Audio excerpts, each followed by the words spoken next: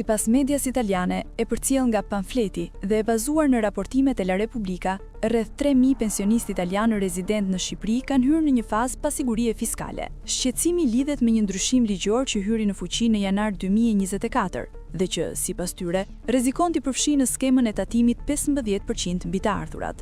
Deri tani, pensionet e tyre nuk janë taksuar në Shqipëri.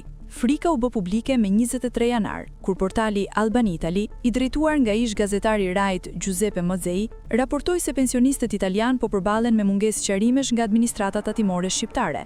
Një grup i madh prej tyre i ka dërguar një letër të hapur kryeministrit Edi Rama, duke theksuar barrën fiskale që mund t'u vendoset dhe duke përmendur marrëdhëniet e tij të mira me kryeministrin italiane Giorgia Meloni. Burimi i pasigurisë është ndryshimi mes ligjit fiskal të vitit 2019 dhe atij të vitit 2024.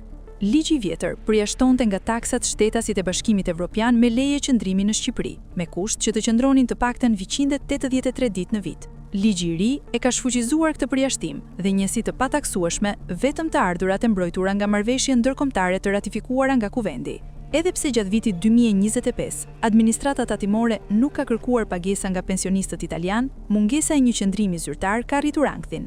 Sipas të dhënave të cituara, pensioni mesatar i këtyre rezidentëve arrin rreth 3.500 euro në muaj. Në total, pensionet italiane që hynë çdo vit në Shqipëri kapin vlerën mbi 136 milion euro, përfshira dhe kestin e 13. Këto para shpenzojnë kryesisht në tregun vendas, për banesa, ushqim, shërbime dhe mallra konsumi. Sondazhet jo formale tregojnë se në rast të aplikimit të taksës 15%, shumë pensionistë do të largoheshin drejt vendeve si Slovakia, Hungaria apo Kroacia. Rasti i pensionistëve italianë nxjerr në pa një problem klasik të administrimit fiskal në Shqipëri: mungesën e qartësisë dhe komunikimit institucional. Ligji i ri nuk vendosi drejt për drejt një taks, por hoqi një garanci të qartë ligjore. Ky vakum krijon pasiguri dhe ushqen frikën, sidomos kur tatimet dhe strukturat përkatëse nuk japin përgjigje të unifikuara. Në plan ekonomik, 136 milion euro në vit nuk janë një shifër e vogël për një ekonomi si ajo shqiptare. Këto të ardhura funksionojnë si injeksion direkt në konsumin vendas, pa kosto shtesë për buxhetin e shtetit. Çdo vendim fiskal që rrezikon këtë fluks duhet të peshohet me kujdes.